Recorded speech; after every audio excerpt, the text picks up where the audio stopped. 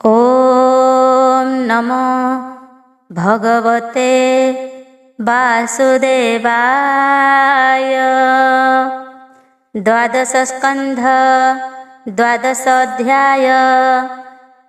श्रीभागवत ग्रंथ सूत्र संक्षेपे द्वादशे उक्त। सूत कहन्ति सुचितरे शौनक मुनिଙ୍କ आगरे। श्रुतोवाच धर्म देवता दिवाकर तांकु मोहर नमस्कार। से ब्रह्म कृष्ण अवतार तापादे मोर नमस्कार। से ब्रह्म ऋषि विप्रवर ताहांकु प्रणाम मोहर। श्री भागवत पुराण रे जे धर्म उकत संसारे। से धर्म सदा थाई पुण चतुर वर्ग दिए जान। तातु में सावधाने सुण पाइब विष्णुर चरण। विष्णुर ए लीला चरित परम तत्व ए अद्भुत। जहाँ से तुम्भे पचारिल श्रवणे सफल होइल। श्री भागवत ए पुराण साक्षात विष्णुर निर्माण। जे हरि सर्व पाप हरे तांक महिमा निरंतरे। कृतार्थ आदि अन्ते होई नारायण महिमा कही। नाराजे बोली जल नाम से जले जेणु ताशयन। तेणु नारायण बोलांती पाप हरण श्रीपति। इंद्रिय गण मानकर जेणु अटंती सर्वेश्वर। तेणु हृषिकेश बोलांती महिमा केही न जानती। भोग जे षड ऐश्वर्य अणिमादिरे विराज। ज्ञान वैराग्य जस सीमा ए आदि समूह महिमा। एणु भगवान बोलांती प्राणी की संसारे भ्रमांती। सातोत जे वैष्णव जन सातोत जदु वंशमान। ए दुहिंकर पति जेणु सातोत पति नाम तेणु। ताहांक महिमा बखाण होइछि श्री भागवतेण। परम ब्रह्म जे ईश्वर परम गुप्त संसार। उत्पत्ति स्थिति जे प्रलय जेहु अनादि विश्वमय। ताहांको जानिबार ज्ञान ताहार चरित व्याख्यान। अनुभव ज्ञान समेत वर्णना होइछि ए मन्त। भक्ति जोगर वर्णन वैराग्य सांख्य जोग ज्ञान ज्ञान आश्रय जेउ ब्रह्म ताहांक महिमा उत्तम नारद वेद व्यासंकर बद्रिका आश्रमे विचार तहि नारद उपदेश पाइले भागवत व्यास तांकर पूर्व जन्म कथा तीनि जन्मर जे व्यवस्था नारद कहिले समस्त श्रवण कल ए वृत्तान्त आबर परीक्ष राजन ताहार वृत्तान्त बखाण परीक्षे जुव राजपण पांडवे स्वर्ग आरोहण श्रीकृष्ण वैकुंठ विजय सर्व जादव गले क्षय परीक्षित दिग विजय कळी कुकरिले निग्रह ए मध्ये परीक्ष राजन मृगया विहारे गमन समीक ऋषि आश्रम रे जल मागिले तृषातुरे ऋषि गଳାରେ मृत सर्पे राजा लंबाई अति कोपे ऋषि बालक श्रृंगी नामे राजा को साप देला तमे से साप पाई क्षितिपति पुत्र को कराई नृपति राज्य छाड़ीण गंगा पासे कुश सज्जारे सोइले से सकल ब्रह्म ऋषि मान सुकदेवंक आगमन से राजा सर्व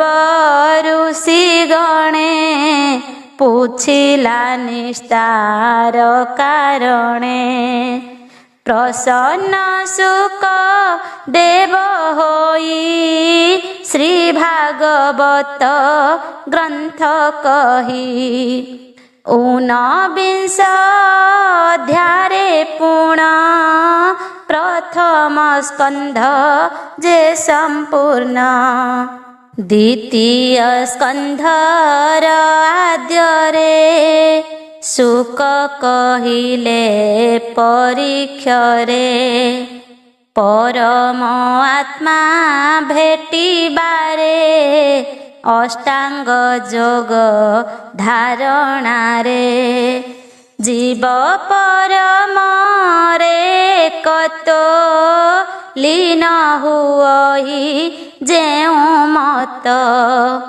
ब्रह्मा नारदंक संवाद भागवत उपनिषद नारद ब्रह्मा ठारू पाई चारि श्लोकरे बोध होई नारद 10 श्लोके पूर्ण व्याख्यान कले से पुराण 24 अवतार लीला ब्रह्मांड उत्पत्ति के कला द्वितीय स्कंधे चरित 10 अध्याये समापत एबे तृतीय स्कंध बाणी विदुर उद्धव भाळेणी विदुर मैत्रेय संवाद पुराण संहितारे भेद महापुरुषर निर्णय प्राकृतिक सर्ग निश्चय सात जे वैकारिक सर्ग ब्रह्मांड उत्पत्तिर मार्ग विराट पुरुष स्वरूप कालर स्थूल सूक्ष्म रूप नाभिक मळु उत्पत्ति जे महापद्म नाम ख्याति दितिर पुत्र जे हिरण्य आवर हिरण्याक्ष पूर्ण एहांक जन्मर चरित तहु जे स्वयं भगवत बराह अवतार होई पृथ्वी दंताग्रे धरई आदि असुर अवतार हिरण्याक्ष बद्ध विचार सिद्धचारण विद्याधर देवता गंधर्व किन्नर किं पुरुष आदि मान ए सर्व उत्पत्ति कारण ब्रह्मा देहरु अवतार कीट पतंगादि स्थावर जंगम आदि चारि ख्यानी अंडज जरायुज घेनी उद्भिज स्वेद जे पुणी एमंते सृष्टि चारि खानी एमंते ब्रह्मांड सर्जन पातालवासींक उत्पन्न दिवस रात्र संध्या पूर्ण कालर उत्पत्ति मान अर्धनारी नर आकृति स्वयंभूवर उत्पत्ति शतरूपा कन्यार जन्म एकादश रुद्र उत्पन्न सनक आदि ऋषि मान स्वयंभू दुई पुत्र जन्म आवर तीनि कन्या होई जेमंत सर्व संभवई जे धर्म पत्नी माने पूर्ण एहांक जे बाचरण ब्रह्मार पुत्र जेहु पूर्ण कर्धम प्रजापति नाम तांको भारी जा देवहूति स्वयंभुवंकर दुहिति ताहांक गर्भु जात पूर्ण नवकन्या एक नंदन एक कन्या नव प्रजापति विबाहु लभिले संतति कर्दम पुत्र जे कपिल विष्णु अंश ज्ञान रे भोळ मातांकु ज्ञान धर्म कही विष्णुर महिमा बुझाई कपिल तपस्थाने गले जोग आसन रे बसिले तृतीय स्कंधे चरित 33 अध्याय समाप्त चतुर्थ स्कंधरे वर्णन नव प्रजापतिंक जन्म एहांक वंशानुचरित संसार जहु से उदित दक्ष प्रजापति जे पूर्ण कले से यज्ञर उद्यम शिव जे यज्ञ भग्न कले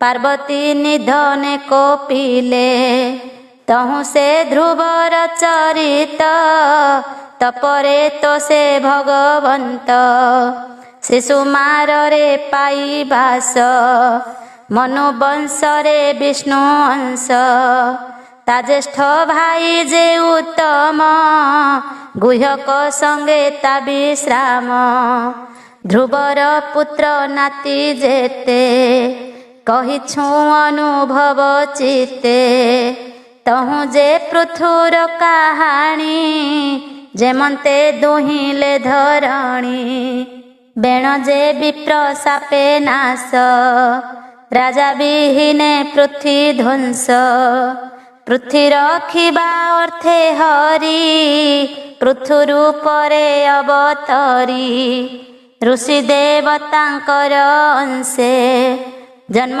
ଲଭିଲେ ମନୁ ବଂଶେ ପୃଥିବୀ ଧରି ବାହୁବଳେ ଦୋହନ କଲେ ଅବହେଳେ 14 ଭୁବନର ଜନ ଯାହାର ଯାହା ପ୍ରୟୋଜନ ସଂସାରେ ଶସ୍ୟ ବୀଜ କଲେ ଯଜ୍ଞରେ ଦେବଙ୍କୁ ପୂଜିଲେ ପ୍ରାଚୀନ ବରହି ସମ୍ବାଦ ତାକୁ ଯା କହିଲେ ନାରଦ ପୁରଞ୍ଜନର ଉପାଖ୍ୟାନ 10 ପ୍ରଚେତାଙ୍କର ଜନ୍ମ ଏ ରାଜା ପ୍ରାଚୀନ ବରହି ଏହାର 10 ପୁତ୍ର ହୋଇ ଏ 10 ପ୍ରଚେତାଙ୍କ ପୁଣ ହୋଇଲା ଏକଇ ନନ୍ଦନ ନାମ ତା ଦକ୍ଷ ପ୍ରଜାପତି ଏକ ମାତାରୁ ଉତ୍ତପତି ସେ ନାରୀ ପୂର୍ବ ଜନ୍ମ ଗତି ଯେମନ୍ତେ ହୋଇଲା ଉତ୍ପତ୍ତି ପ୍ରମ୍ଳଚା ନାମେ ଅପସରି କଣ୍ଡୁରୁ ସିଂହ ବିର୍ଜୁ କରି ଯେମନ୍ତେ ହୋଇଲା ସେ ଜାତ ଚତୁର୍ଥ ସ୍କନ୍ଧେ ଚରିତ 31 ଅଧ୍ୟାୟେଣ ଚତୁର୍ଥ ହୋଇଲା ସମ୍ପୂର୍ଣ୍ଣ ପଞ୍ଚମ ସ୍କନ୍ଧ ଆଦି ପୁଣି ପ୍ରିୟବ୍ରତର ଯେ କାହାଣୀ ନାଭିରାଜାର ଯେ ଚରିତ ଋଷଭ ଜନମ ବୃତ୍ତାନ୍ତ ଭରତ ରାଜାର ବର୍ଣ୍ଣନ 3 ଜନ୍ମେ ବିଷ୍ଣୁ ସେବନ ବ୍ରହ୍ମାଣ୍ଡ ଭୂଗୋଳ ବର୍ଣ୍ଣନ ସପତ ଦ୍ୱୀପ ଆୟତନ ସପତ ସମୁଦ୍ର ଯେ ସନ ଦ୍ୱିଗୁଣ କାଞ୍ଚନ ଭୁବନ ଲୋକାଲୋକ ସಮೇତ ହୋଇ ବ୍ରହ୍ମାଣ୍ଡ ଯେମନ୍ତ ଅଟଇ ବର୍ଷ ପର୍ବତ ନଦୀ ମାନ ଯେତେକ ଏହାଙ୍କ ବର୍ଣ୍ଣନ ଜ୍ୟୋତିଷ ଚକ୍ର ଧ୍ରୁବ ଚକ୍ର ଆବର ଶିଶୁମାର ଚକ୍ର ପାତାଳ ନରକ ବର୍ଣ୍ଣନ ପାପେ ନରକ ଭୋଗମାନ ପଞ୍ଚମ ସ୍କନ୍ଧେ ଚରିତ 26 ଅଧ୍ୟାୟ ସମାପତ ଏବେ ଯେ ଷଷ୍ଠ ସ୍କନ୍ଧ ବାଣୀ ଯାହା କହିଲି ପରିମାଣୀ ଅଜାମିଳର ଉପାଖ୍ୟାନ ନାମର ମହିମା ବର୍ଣ୍ଣନ ଦକ୍ଷ ପ୍ରଜାପତି ଚରିତ ଯେମନ୍ତ ପୁତ୍ର କଲେ ଜାତ ସେ ପୁତ୍ରେ ନାରଦଙ୍କ ହେତୁ ଯେମନ୍ତେ ଲଭିଲେ ସେ ମୃତ୍ୟୁ ନାରଦ ଦକ୍ଷ ପ୍ରଜାପତି ଅନ୍ୟାନ୍ୟ ସାପ ସେ ଦିଅନ୍ତି ସେ ଦକ୍ଷ ପ୍ରଜାପତିଙ୍କର 60 ଝିଅଙ୍କୁ ସେ ବର ତାହାଙ୍କ ସନ୍ତତି ଯେ ମାନ ଯକ୍ଷ ମନୁଷ୍ୟ ଦେବଗଣ ଅସୁର ପଶୁ ପକ୍ଷୀ ଜନ୍ତୁ ଏ ଆଦି ଜନମର ହେତୁ ତୋଷ୍ଟା ପ୍ରଜାପତି ନନ୍ଦନ ବିଶ୍ୱରୂପର ଉତ୍ତପନ୍ନ ଏହାଙ୍କ ଜନ୍ମ ମରଣାଦି ବୃତ୍ରାସୁରକୁ ଇନ୍ଦ୍ର ବଧି ଚିତ୍ରକେତୁ ରାଜା ବିଧାନ ଏହାଙ୍କ ପତ୍ନୀଙ୍କର ଧନ ନାରଦ ଯେମନ୍ତେ ବୋଧିଲେ ପବନ ଯେ ସନେ ଜନ୍ମିଲେ 49 ରୂପ ଧରିଲେ ବ୍ରତ ବଳେ ନାଶ ନହିଲେ ଦ୍ୱିତୀୟ ବ୍ରତ ପୁଂସବନ ଇନ୍ଦ୍ର ତା କଲେ ଭିନ୍ନ ଭିନ୍ନ ଏ ଷଷ୍ଠ ସ୍କନ୍ଧର ଚରିତ 19 ଅଧ୍ୟାୟ କତ ଏବେ ଯେ ସପ୍ତମ ସ୍କନ୍ଧର ହିରଣ୍ୟକଶିପୁ ଅସୁର ତାହାର ପୁତ୍ର ପ୍ରହ୍ଲାଦ ପିତା ତାହାର ସାଧୁବାଦ କରିଲା ଯେତେ କନିଷ୍ଠ ପ୍ରହ୍ଲାଦର ଯେତେ କଷ୍ଟ। ହିରଣ୍ୟକଶିପୁ ନିଧନ ନୃସିଂହ ରୂପେ ବିଦାରଣ। ବ୍ରାହ୍ମଣ କ୍ଷତ୍ରି ବୈଶ୍ୟ ଶୂଦ୍ର ଚାରି ବର୍ଣ୍ଣର ଧର୍ମ ଭେଦ। ବ୍ରହ୍ମଚାରୀ ଯେ ବାନପ୍ରସ୍ଥ ଗୃହୀ ସନ୍ନ୍ୟାସୀ ଚାରି ମତ। ଏଥିର ଧର୍ମ ବର୍ଣ୍ଣାଚାର ସର୍ବଧର୍ମ କର୍ମ ବିଚାର। ଶ୍ରାଦ୍ଧ ବିଧିରେ ଯେତେ ହୋଇ ସପ୍ତମ ସ୍କନ୍ଧେ ଏହା କହି। 15 ଅଧ୍ୟାୟରେ ସମ୍ପୂର୍ଣ୍ଣ ଏବେ ଅଷ୍ଟମ ସ୍କନ୍ଧ ଶୁଣ। ଚତୁର୍ଦ୍ଦଶ ମନୁଚରିତ ଭୂତ ବର୍ତ୍ତମାନ ଯେ ମନ୍ତ। ଗଜ ଇନ୍ଦ୍ରର ଯେ ମୋକ୍ଷଣ ଗ୍ରାହକୁ ଚକ୍ରେ ନିବାରିଣ। ସାପରୁ କଲେ ପରିତ୍ରାଣ ଦେଲେ ସେ ବୈକୁଣ୍ଠେ ସ୍ଥାନ। ବିଷ୍ଣୁ ମନନ୍ତର ମାନରେ ହୟଗ୍ରୀବାଦୀ ଅବତାରେ। ବରାହ ମତ୍ସ୍ୟ ଯେ କଚ୍ଛପ ନରସିଂହ ବାମନ ରୂପ। ନାନା ଅବତାର ମହିମା କ୍ଷୀରୋଦ ମନ୍ଥନର ସୀମା। ସକଳ ରତ୍ନ ଉତ୍ପତ୍ତି ଲକ୍ଷ୍ମୀ ଅମୃତର ସମ୍ଭୂତି। ଐରାବତ ଉଚ୍ଚେ ସ୍ରବା ବାରୁଣୀ ସମ୍ଭୂତ ହୋଇବା। ଧନ୍ୱନ୍ତରୀ ଜନ୍ମ କାରଣ ମୋହିନୀ ରୂପର ଧାରଣ। ଈଶ୍ୱର ପାର୍ବତୀ ଶରଧା ମୋହିନୀ ମୋହେ ଯେଉଁ ବାଧା। ଅମୃତ ଭକ୍ଷୁ ରାହୁ ଛେଦ ଚନ୍ଦ୍ର ସୂର୍ଯ୍ୟ ଗ୍ରାସିବା ଭେଦ।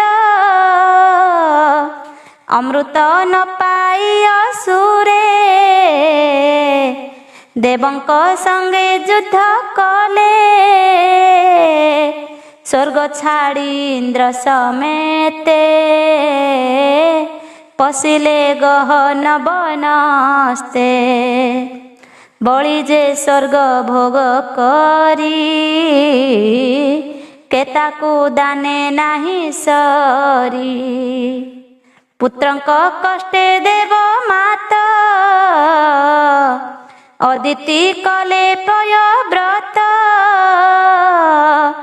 ବାମନ ଜନମ ହୋଇଲେ ଯଜ୍ଞେ ପ୍ରବେଶ ଦାନ ଛଳେ। ବଳି ଠାରୁ ଦାନ ଗ୍ରହଣ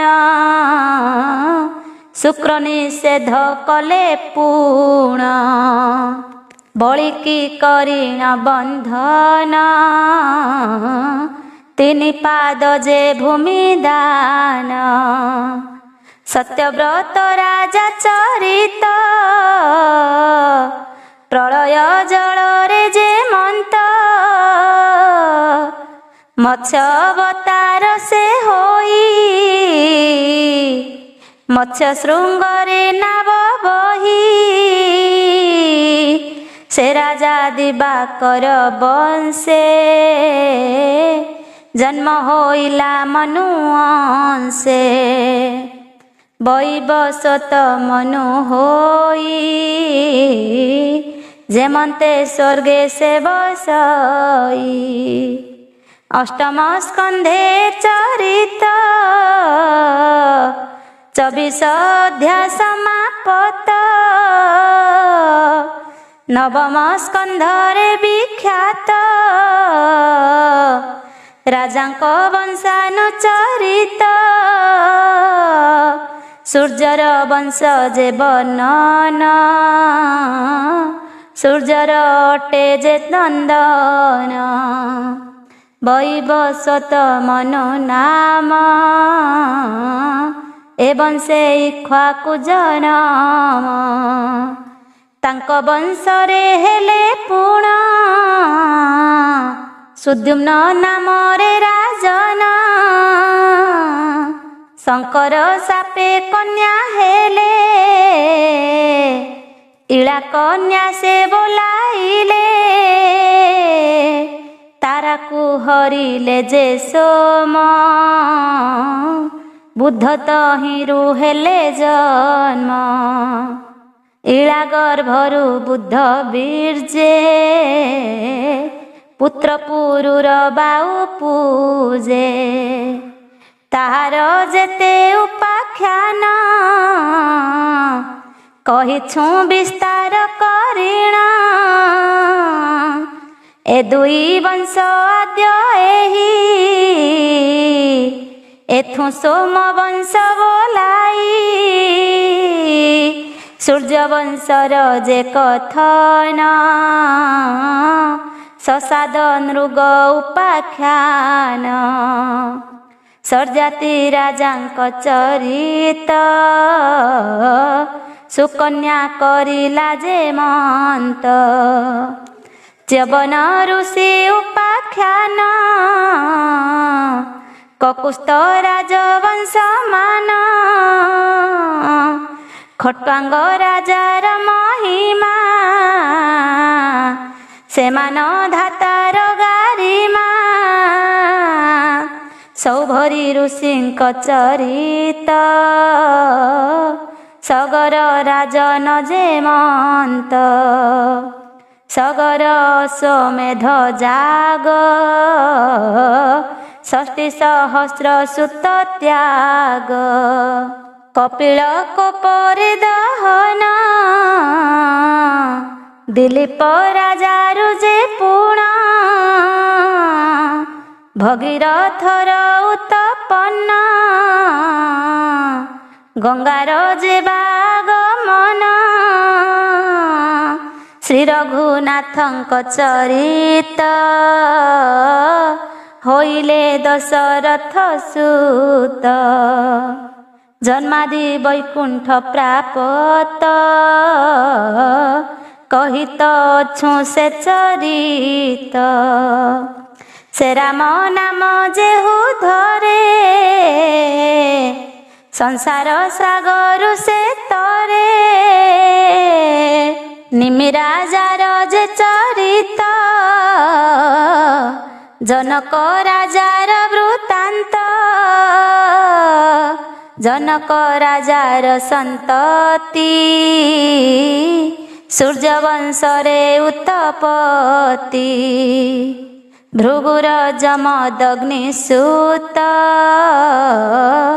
ତା ସୁତ ପରଶୁରାମ ଖ୍ୟାତ। ତପକରଣେ ଅତି ଶ୍ରେଷ୍ଠ,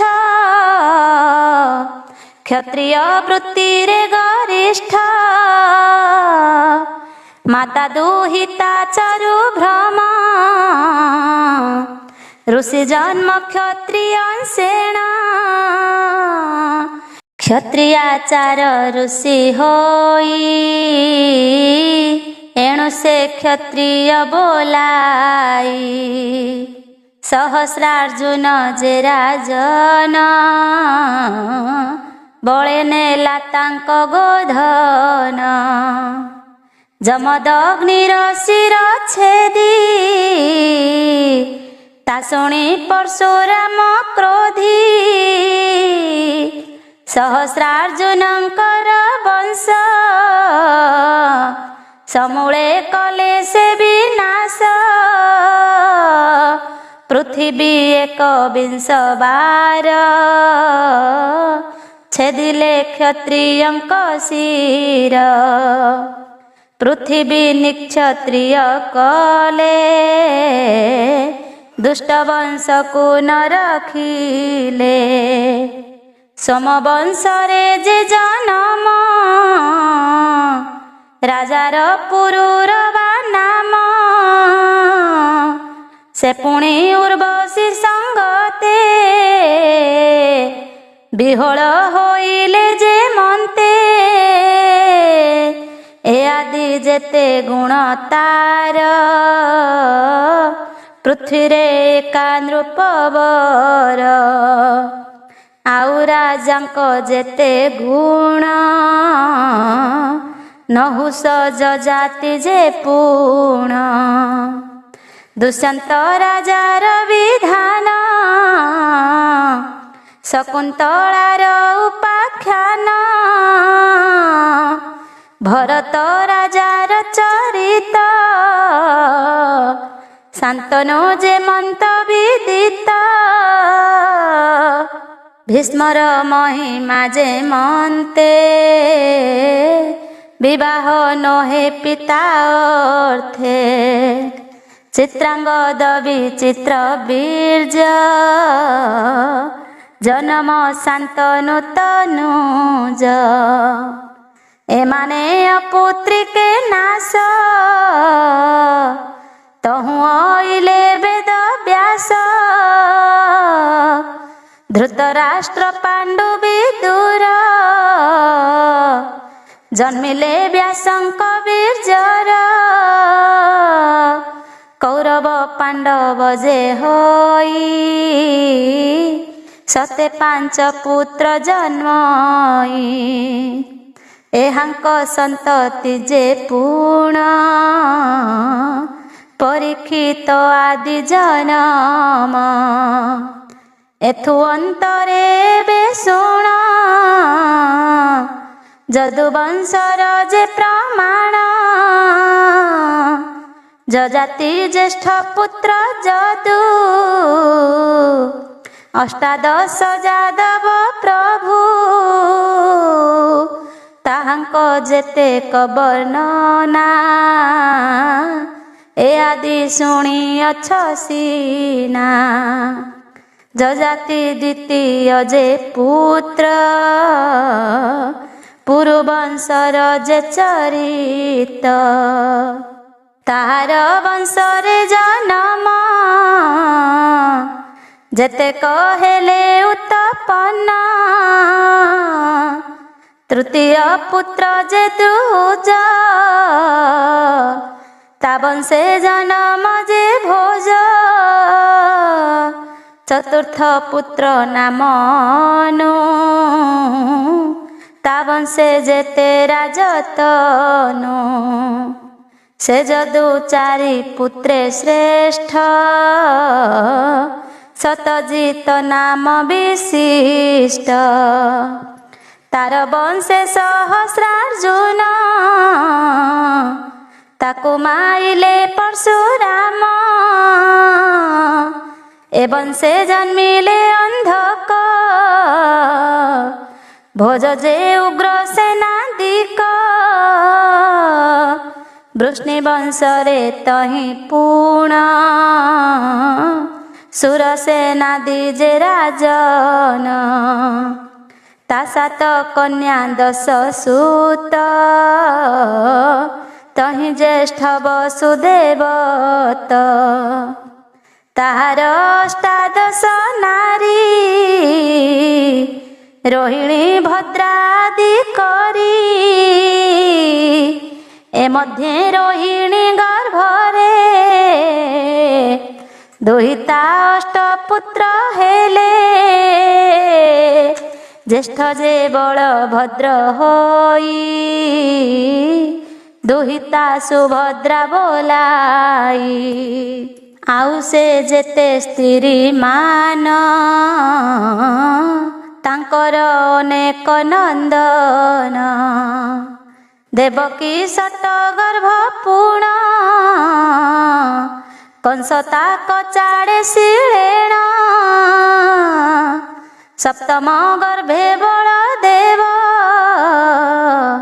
ଯୋଗମାୟାରେ ଗର୍ଭସ୍ରାବ। ରୋହିଣୀ ଗର୍ଭରେ ପଶିଲେ ଗୋପରେ ଜନମ ହୋଇଲେ। ଅଷ୍ଟମ ଗର୍ଭେ ବିଷ୍ଣୁ ଜାତ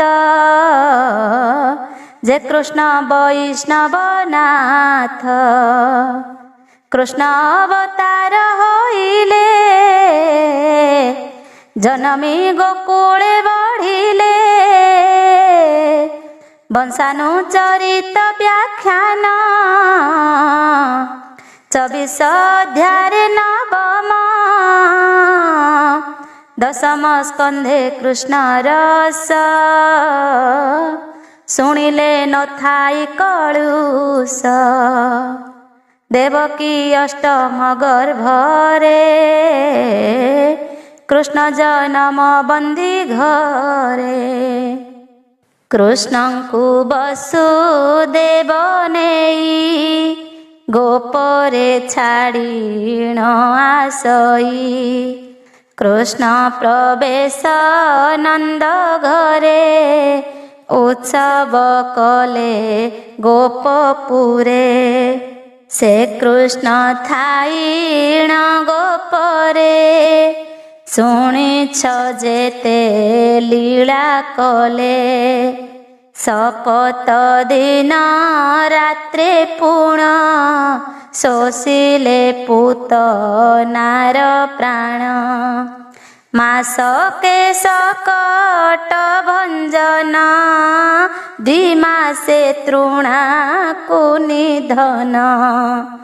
ବକା ବତ୍ସାସୁର ନିଧନ, ମୁରଲି ଗୀତ ଯେ କଳନ।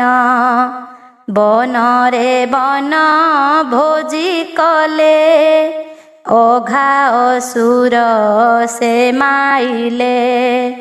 ବ୍ରହ୍ମା ଯେ ବତ୍ସା ହରି ନେଲେ, କୃଷ୍ଣ ବିଶ୍ୱମୂର୍ତ୍ତି ହୋଇଲେ। ଗୋରୁ ବାଛୁରୀ ଗୋପ ବାଳେ, ଶ୍ରୀକୃଷ୍ଣ ମନୁ ଜାତ କଲେ। ବତ୍ସା ବାଳକ ଜାତ ହେଲେ, ପୂର୍ବେ ଯେ ମନ୍ତ ହୋଇଥିଲେ। ବ୍ରହ୍ମା ଯେ ବାହୁଡ଼ାଇ ଦେଲେ, ବେଦରେ ବ୍ରହ୍ମା ସ୍ତୁତି କଲେ। ଧେନୁକାସୁରର ନାଶନ, କାଳିନ୍ଦୀରେ କାଳି ଦଳନ। ପ୍ରଳମ୍ବାସୁରର ନାଶନ, ଦାବାଗ୍ନିରୁ ଗୋପରକ୍ଷଣ। ଗୋପ ଗୋକୁଳକୁ ତାରଣ, ଅଜଗରୁ ନନ୍ଦ ମୋକ୍ଷଣ। ବୃନ୍ଦାବନରେ ଯେ ବିହାର, ମୁରଲି ଧ୍ୱନିରେ ସୁସ୍ୱର। ବରଷା ଶରଦ ଋତୁର, ତହିଁ ବର୍ଣ୍ଣନା ଯେ ପ୍ରକାର। ଗୋପୀମାନଙ୍କ ବ୍ରତ ସ୍ନାନ, ଯେ ବ୍ରତେ ତୋଷ ଭଗବାନ। ତଦନ୍ତେ ବସ୍ତ୍ରର ହରଣ, କଦମ୍ବ ବୃକ୍ଷେ ଆରୋହଣ। ଯଜ୍ଞ ପତ୍ନୀରେ ଅନୁଗ୍ରହ, ତାହାଙ୍କ ସ୍ନେହର ବିଷୟ। ଯଜ୍ଞନକୁ ସେ ଭୋଜନ, ବ୍ରାହ୍ମଣ ଅନୁତାପମାନ। ଇନ୍ଦ୍ରର ଗୌରବ ଗଞ୍ଜନ, करे गोवर्धन धारण। इंद्र सुरभि दर्शन, कले अनेक स्तुतिमान। गोविंद नामे अभिषेक, कले से स्वर्गर नायक। तहु नंदर एकादशी, वरुण हरि नेलासी। से पुणी कृष्ण दर्शन, पाई संतोष होई मन।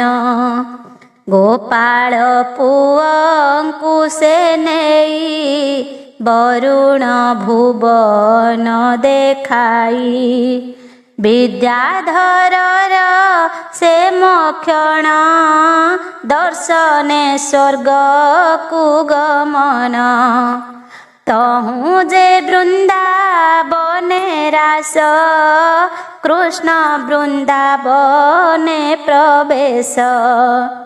ରାସ ଉତ୍ସବେ ଭଗବାନ ଆନନ୍ଦ ସର୍ବ ଗୋପୀ ମନ।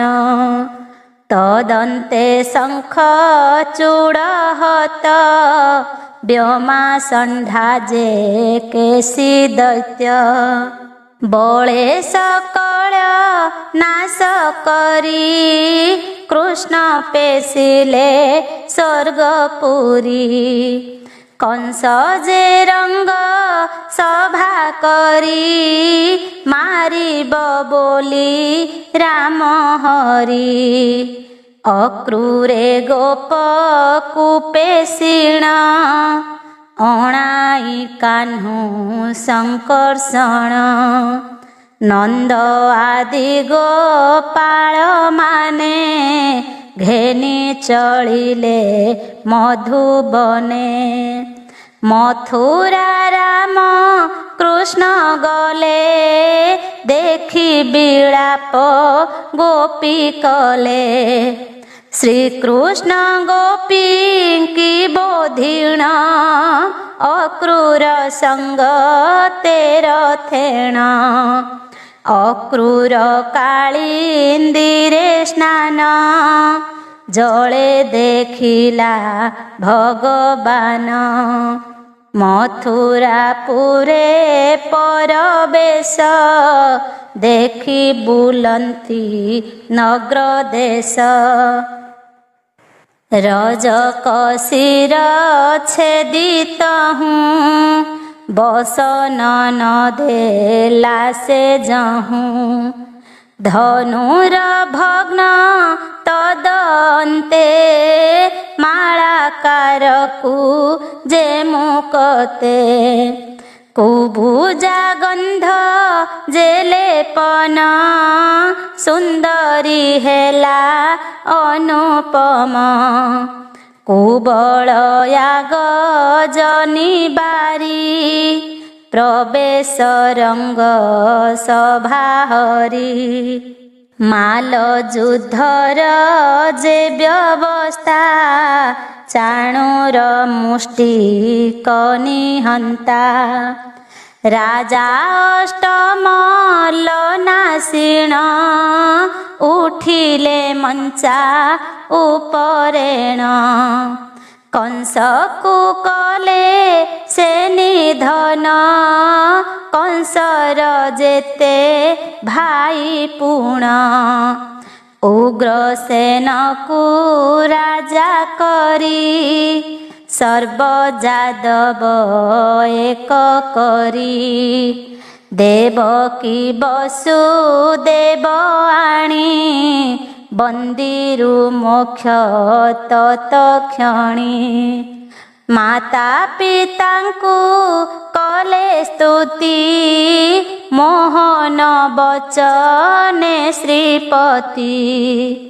ମାଇଙ୍କର ଦନ ନିବାରି କଂସର ପ୍ରେତ କର୍ମ ସାରି। ଅବନ୍ତୀ ଦେଶରେ ସେ ଯାଇ ବିଦ୍ୟା ପଢ଼ିଲେ ବେନି ଭାଇ। ସମନ ଭୁବନୁ ଆଣିଲେ ଗୁରୁଙ୍କୁ ପୁତ୍ର ଦାନ ଦେଲେ।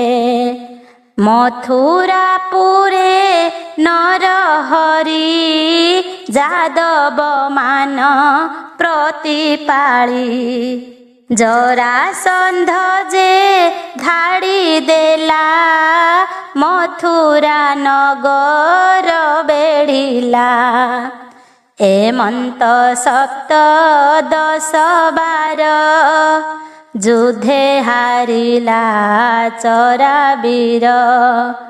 କାଳ ଯବନ କୁଟେ ନେଇ ମୁଚୁକୁନ୍ଦ ଚକ୍ଷୁରେ ଦାହି ଦ୍ୱାରକାପୁରର ନିର୍ମାଣ ବିଶ୍ୱକର୍ମାର ଯେ ଘଟଣ ତହିଁ ସର୍ବଯାଦବ ଘେନି ବିହାର କଲେ ଯଦୁମଣି ତହୁଁ ଯେ ରୁକ୍ମିଣୀ ହରଣ ଆଣିଲେ ଯେମନ୍ତ ଭାବେଣ ଜରାସନ୍ଧାଦି ରାଜା ଜିଣି ବିବାହ ହେଲେ ସେ ରୁକ୍ମିଣୀ ସ୍ୟମନ୍ତକମଣି ହରଣ ବନରେ ପ୍ରସେନ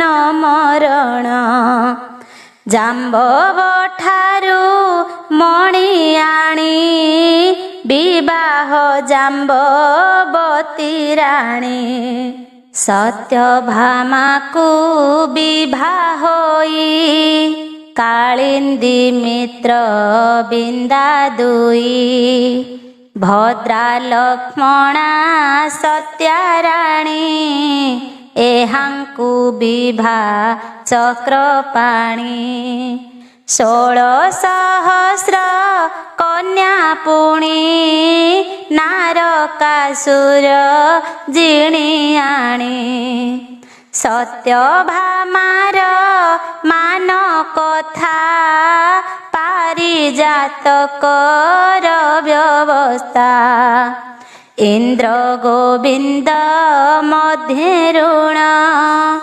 ସୁଧର୍ମା ସଭାର ହରଣ ତହୁଁ ଯେ ଉଷାର ହରଣ ଯେମନ୍ତେ ଯୁଦ୍ଧ କଲା ବାଣ ଯଦୁମାନଙ୍କ ଯୁଦ୍ଧ ପୁଣ ହରିହରଙ୍କର ଯେ ରଣ ଯେମନ୍ତେ କୃଷ୍ଣ ବିଜେ କଲେ ବାଣାର ଭୁଜକୁ ଛେଦିଲେ ନୃଗ ରାଜାର ଉପାଖ୍ୟାନ ହସ୍ତିନାପୁରକୁ ଗମନ ରାଜୁଷି ଯଜ୍ଞର ଆରମ୍ଭ ଭୀମ ନାସିଲେ ଜରାସନ୍ଧ ରାଜୁଷି ଯଜ୍ଞ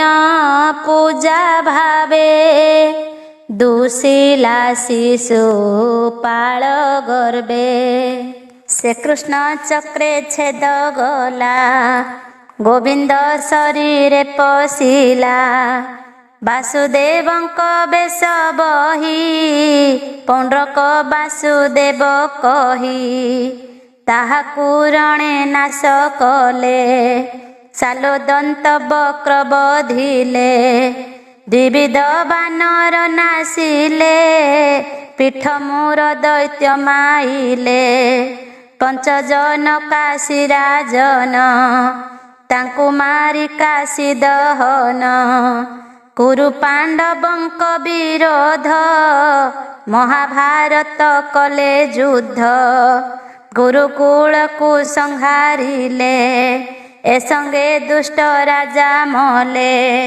ଯୁଧିଷ୍ଠିରଙ୍କୁ ରାଜା କରି ଦ୍ୱାରକା ବିଜେ ନରହରି ଏମନ୍ତେ ଦ୍ୱାରକା ବିହାର ଯେ କୃଷ୍ଣ କୃପାର ସାଗର ପ୍ରାକୃତ ଜନ ପ୍ରାୟତଃ ହିଁ ପୁତ୍ର କଳତ୍ର ଘେନି ରହି କୃଷ୍ଣର ଯେତେ ବଂଶମାନ ପୁତ୍ର ନାତି ଲତା ଯେ ସନ ସମୁଦ୍ର ଜଳ କ୍ରୀଡ଼ା ବାଣୀ ଏଥିରେ ଯେତେ କାହାଣୀ ମେଘ ହଂସାଦି ଦୂତମାନ ଶ୍ରୀକୃଷ୍ଣ ସ୍ତ୍ରୀଙ୍କ ବର୍ଣ୍ଣନ ଏଭାବେ ଦଶମ ସମ୍ପୂର୍ଣ୍ଣ 96 ଅଧ୍ୟାବର୍ଣ୍ଣନ ଦଶମ ସ୍କନ୍ଧେ ହା କହି ଶୁଣ ସୌନକ ମନ ଦେଇ एबे हो शुण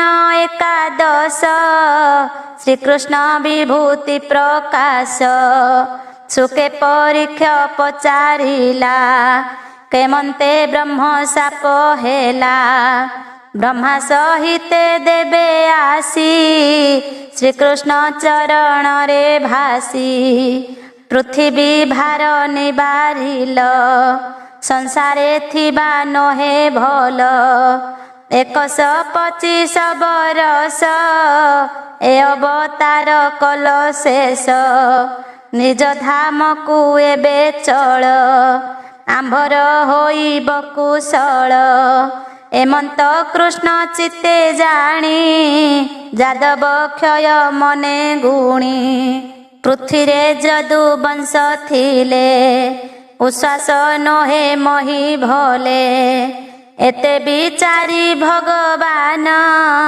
ऋषि जे थिले निज स्थान ताहांकु सुमरन्ते चित्त कृष्ण दर्शने से आगत वन गहने पथ श्रमे भेटिले कृष्णर नंदने बालके उपहास कले ऋषि कोपे साप देले लोह मुसळ तहु जात जहि जादव हेले हत पुण वसुदेव नारद एबे निजनक संवाद वसुदेवंकु ज्ञान कही नारद गले तोष होई निमिराजार यज्ञ घरे मिलिले नव जोगेश्वरे से मुनि जनक संवाद जे रूपे ज्ञानर प्रबोध तदन्ते जदु नृपवर अवधूतर जे विचार 24 गुरुर विधान जहिरु जेबा शिक्षा मान से अवधूत भाग लई ज्ञान वैराग्य शिक्षा देई श्रीकृष्ण उद्धव संवाद कही छेदिले माया बंध आत्मा रे आत्मज्ञान ध्यान कर्म सांख्यादि जोग मान गृही बानप्रस्थ संन्यास वर्ण आश्रम उपदेश ए आदि जार जेबा धर्म कले हुए मुक्त बंधन ए सर्व उद्धवे बुझाई तीर्थे पेशिले भावग्राही सर्व संपद परिहरी उद्धव गला तीर्थे चली द्वारका उत्पात दर्शन प्रभास तीर्थ को गमन होम यज्ञादि नाना शांति कृष्णर आज्ञा रे करंती बारुणी मध्य कले पान जादवे होई हत ज्ञान एरका बने युद्ध कले सर्वे संहार तहि हेले प्रद्युम्न शिर चक्रे छेद देखि बलराम विषाद तक्षणे सर्प रूप धरी वैकुंठ स्थाने विजे करी माघ जे अमावास्या दिन अस्वस्थ मूले भगवान जारा सबर उपगत पद्मपादरे शराघात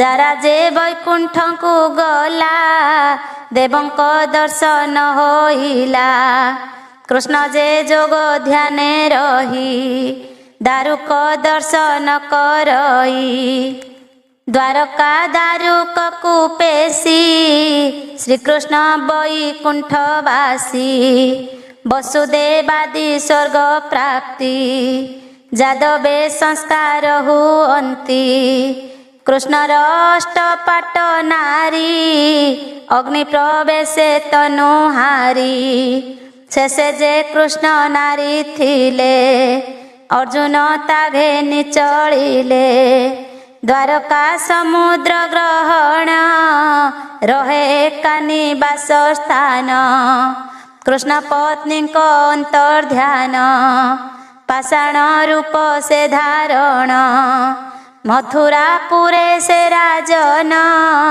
वज्र निरुद्ध नंदन हस्तिना नगरे नृपति परीक्षा अर्जुनर नाती पांडवंक महाप्रस्थान हिमालय स्वर्गारोहण एकादश स्कंध चरित 32 अध्याय समाप्त द्वादश स्कंधर चरित भविष्य वर्तमान भूत एकली जुग जे प्रवेश वर्तमान राजांक वंश भविष्य राजवंश भोग एथि निर्णय जेते जोग जुग लक्षण जे वृत्ति कली जुगर धर्म गति ए चारि वर्णाश्रम मान धर्मे अधर्मे जे ज्ञान प्राणी मानक जे विनाश सृष्टि सर्जनार जे शेष नित्य जे नैमित्तिक दुई प्राकृत आत्यंतिक होई ए चारि प्रलय वर्णन कहिछु तुम्भर आगेण भूत प्राकृत सर्ग बेनी वैकृत सर्ग घेनी तिनी एतिनी उत्पत्ति वर्णन तहु से सृष्टिर सर्जन परीक्षित जग अभ्यास सुखदेवंक उपदेश श्रीकृष्ण पद परीक्षित पाइजे मन्ते हेले मुक्त विष्णुर भक्त परीक्षित जोगरे हेले आत्मभूत तांक वैकुंठ आरोहण वेदर शाखा प्रणयन मार्कंड ऋषिंक चरित माया प्रलये गर्भगत मार्कंडेयंकु अनुग्रह शपथ कल्प रक्षा देह माया प्रलय अंतर्ध्यान हर पार्वतींक दर्शन महापुरुषंक निर्णय जे प्रभु सर्व तेजमय शंख चक्र आदि आयुध अंग आभरण पार्षद जे बाताहंक तत्व ज्ञान आबर ज्योति ज्योत्स्ना मान ए सर्व कहिलु तुम्भरे जे भावे पुछिल आम्भरे सूर्य जगत आत्मामय द्वादश आदित्य निर्णय रथमंडल विचार यक्ष गंधर्व विद्याधर अप्सरा रक्ष ऋषि नाग ए आदि शपथ निजोग 12 मासर जे निर्णय सर्व शुणिल महाशय सुत कहे सौनक मुनि पुछिल भागवत बाणी पूर्वे मु जहा शुणिथिली विस्तारी तुम्भंकु कहिली प्रथम जे द्वादश जाए कहिली ठिकेण निर्णय द्वादश स्कंध भागवत अष्टादश सहस्र ग्रंथ 335 अध्यारे पुराण शेष वासुदेवर जेते लीला अवतार रे जेते कला बनिछि ताहांक महिमा जेते कहिली गुण सीमा से प्रभु परम पुरुष ताहार महिमा अशेष श्रीराम हळि जे बराह कमठ मीन नरसिंह हरि जे ध्रुव पृष्णि गर्भ हयग्रीव आउरुषभ भार्गव कपिल जे हंस नारद यज्ञ वेद व्यास मोहिनी नर नारायण दत्तात्रेय जे श्री वामन बुद्ध जे कल्की धन्वन्तरी ଧର୍ମଦାତା ଯେ ଆଦି କରି କୁମାର ପୃଥୁ ମନ୍ୱନ୍ତର ଶ୍ରୀକୃଷ୍ଣ ଆଦି ଅବତାର 32 ଅବତାର ହୋଇ ଦୁଷ୍ଟ ନାଶୀ ଉଶ୍ୱାସୀ ମହି ତାହାର ନାମ ଉଚ୍ଚାରିଲେ ନୟନେ ତା ରୂପ ଦେଖିଲେ ଶୁଣି ଶୁଣାଇ ଯେ ବାଗାଏ ସମନ ଭବନେ ନ ଯାଏ କ୍ଷୁଧା ତୃଷାରେ ଆର୍ତ୍ତ ହୋଇ ନାନା ତାପରେ ବ୍ୟଥା ପାଇ ଚାଲନ୍ତେ ପଥ ହୁଡ଼ି ପଡ଼େ ପାଷାଣେ ଅବା କଣ୍ଟା ବାଡ଼େ ହେଳା ବା ଶ୍ରଦ୍ଧାରେ ଶୁଣଇ ସଂସାର ସାଗର ତରଇ ତା ନାମ ଦୃଢ଼େ ଯେ ଭଜନ୍ତି ତା ହୃଦେ ବାସୁଦେବ ସ୍ଥିତି ଅଜ୍ଞାନ ତମ କରେ ଦୂର ନିର୍ମଳ ହୁଅ ଶରୀର ଅନ୍ଧାର ଯେହ୍ନେ ସୂର୍ଯ୍ୟ ତ୍ରାସେ ପବନ ଯେହ୍ନେ ମେଘ ନାସେ ବାସୁଦେବଙ୍କ କଥା ଛାଡ଼ି ଆନ କଥାରେ ଯେବେ ବଢ଼ି ସକଳ ବ୍ୟର୍ଥ ତାର ହୋଏ କୁହୁକ ବିଦ୍ୟା ଖେଳ ପ୍ରାୟ ସେ କୃଷ୍ଣ କଥା ରସ ବିନା ଯେତେ କବିତ୍ୱର ବର୍ଣ୍ଣନା ରସ କଳାରେ ରସି ମନ ସେ ସର୍ବ ବ୍ୟର୍ଥ କାରଣ ଏଣୁ ଶ୍ରୀକୃଷ୍ଣ କଥା ସାର ସତ୍ୟ ପବିତ୍ର ସୁଧାଧାର ମଙ୍ଗଳଦାୟକ ଶବ୍ଦରେ ମନରୁ ମଳ ଅପହରେ ନବନ ମନ ମହୋତ୍ସବ ଆନନ୍ଦ କରେ ସର୍ବଜୀବ ଏ ଦୁଃଖ ଶୋକାର୍ଣ୍ଣବ ମାନ ଶୋଷଣ କରେ ତତ୍କ୍ଷଣ ଯେ ଜପେ ବାସୁଦେବ ନାମ करे कीर्तन सुमरण जगत पवित्र करई पुणी आत्मा को निस्तारई जे मुखे वासुदेव वाणी गायन न करती प्राणी ता वाक्य काक तीर्थ बोली हंस न करे तही केली ता नाम धरी साधु जन जे श्लोके करू थांती गान विचित्र रचना चातुरी नथिले सुधा कला सिरी जगत पाप विनाशई श्लोके श्लोके पाप हरई जेबे सकल कर्म छाड़ी सन्यास मार्गे चित्त बढ़ी वासुदेव भजन नाही ताहार ज्ञान न शोभई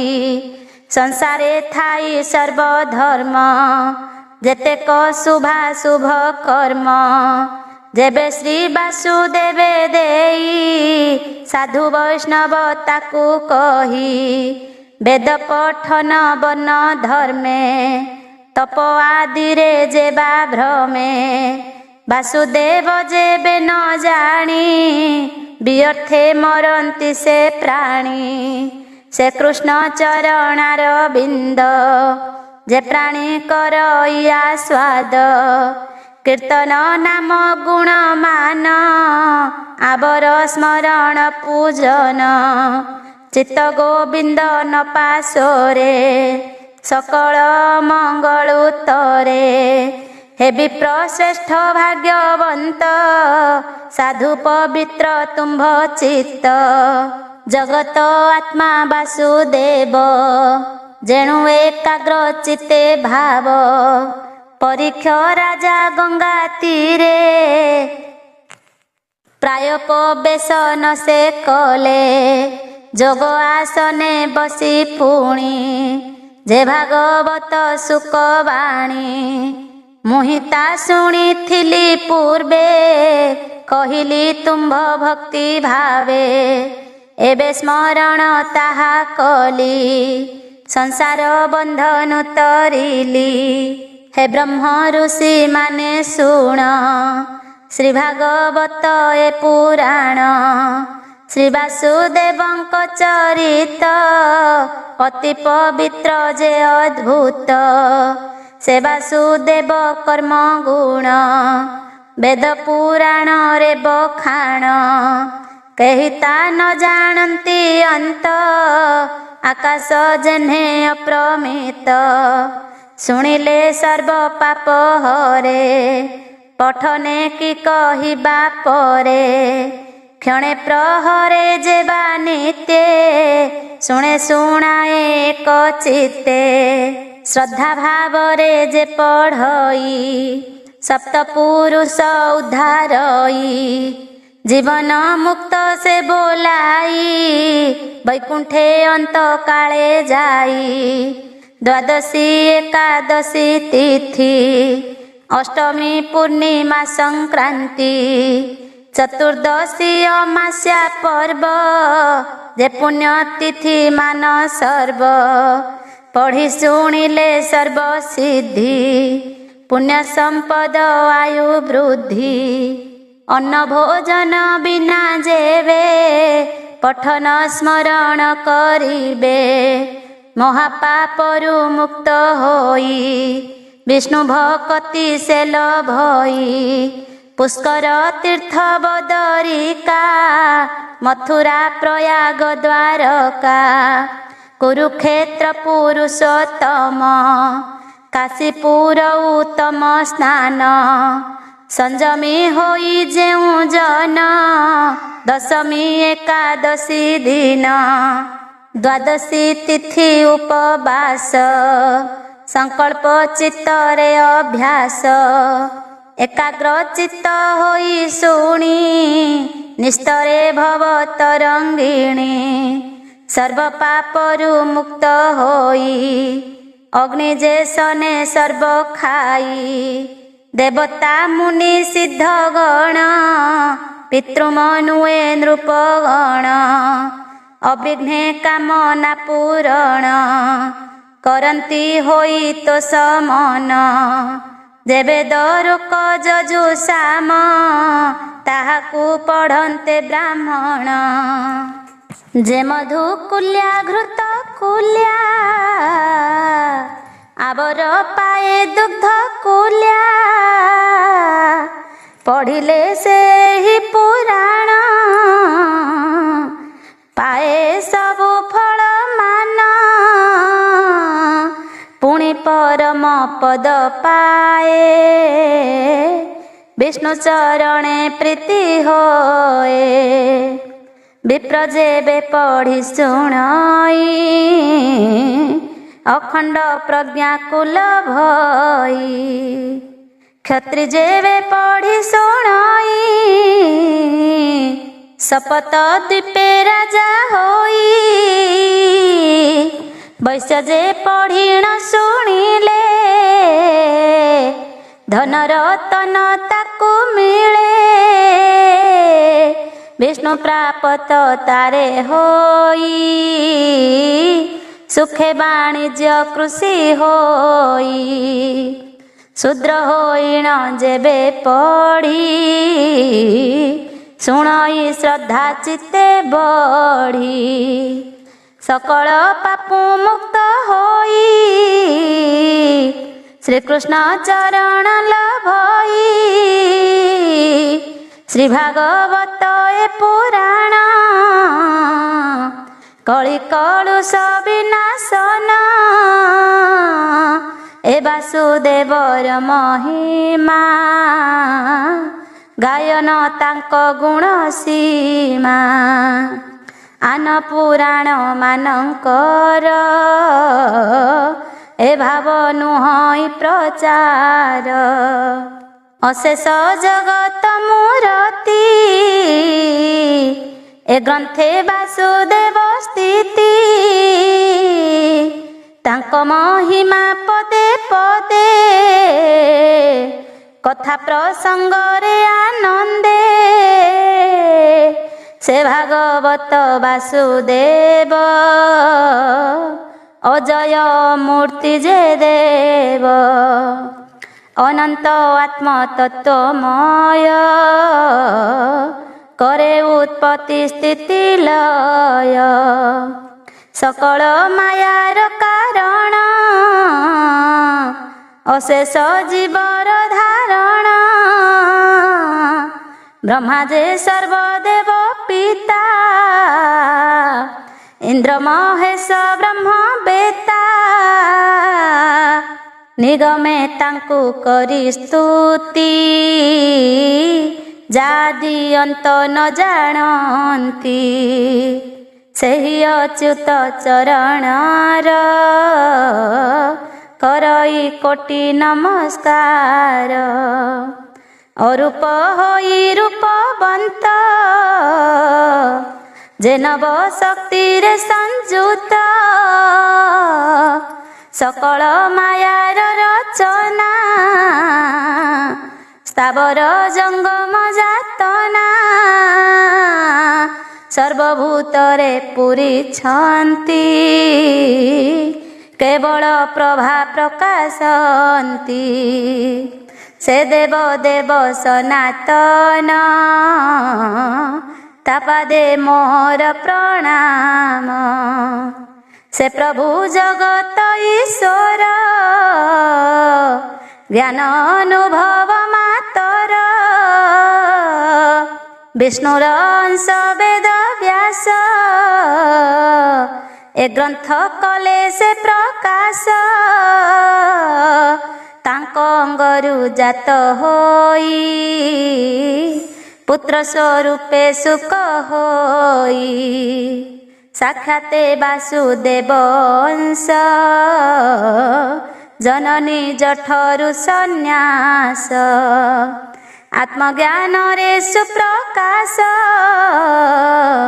स्वरूप अवधूत बेश व्यासंक तहु उपदेश श्री भागवत पुण्य रस तत्व ज्ञान रे परितोष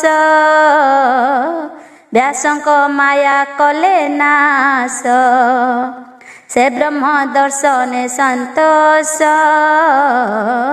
व्यासंकु छाड़ी बने बास व्यास जे तापछे गोड़ाई बद्रिकाश्रमे चढ़ई सेठारु सुख चली गले से बने अदृश्य होइले व्यास ताहांकु न देखिले से सर्वभूते लीन गले व्यास से बने शोके रही ताहांक अनुराग बही तक्षणे वृक्षंकर मध्य अद्भुते स्फुरिला शब्द प्राणी जन्मन्ति बारंबार के पुत्र के काहा पियर सकले कर्मे आत जात कर्म बंधने तात मात ए भावे चतुर्दश लोक शुणिले वृक्षरु जे वाक्य ता शुणी व्यास बोध होई आपना हृदय ज्ञान पाई एवं भूत जे सुख देव तांको चरणे नित्य भाव जगत हिते ब्रह्म देही पुराण भागवत कही ए भागवतर महिमा के कही पारे गुण सीमा परीक्षा राजा पुण्य बळे सुख मिलिले अवहेळे परीक्षा भागवत शुणी वैकुंठ लभिले से पुणी जगत निस्तार निमन्ते कहिलु तुम्भर ग्रते सकल प्राणी एणे रस पुराण शुणी पाप ध्वंस सुख प्रसन्ने पुराण कहिलु तुम्भ आगे पुण से सुख देवे नमस्कार शतदंड प्रणाम मोर कहि विप्र जगन्नाथ भाषा प्रबंधे भागवत सुजने दोष न धरिबा तुम्भ चरणे मोर सेवा प्राकृत देश भाषा बंध एथे संस्कार नाही भेद बार मात्रा पंच साक्षर शब्द ब्रह्मर विचार सकल प्राणी पाप नाशे औषध जेन्हे रोग ध्वंसे वेद पुराण आदि जेते संस्कार प्राकृत सहिते सकल देश भाषा मान सही अक्षर भिन्न भिन्न से विष्णु सर्वभूते एक अर्थवादे कही अनेक जेणुता मित्री नाही केवल भावे बस होई सामुकु मुकुता जे सन प्राकृत तेजी सार घेन मु पापी मूढ़ जे अज्ञान नमयी तुम्भर चरण कृष्ण चरणे करियास कहई जगन्नाथ दास द्वादश स्कंधे हरिवाणी संसार तरे जाहा शुणी इति श्रीमद्भागवते महापुराणे पारमहंस्यां संहितायां द्वादश स्कंधे सुत शौनक संवादे प्रथम स्कंधादारभ्य द्वादश स्कंध पर्यन्तं भागवत विषय वर्णनं नाम द्वादश अध्याय।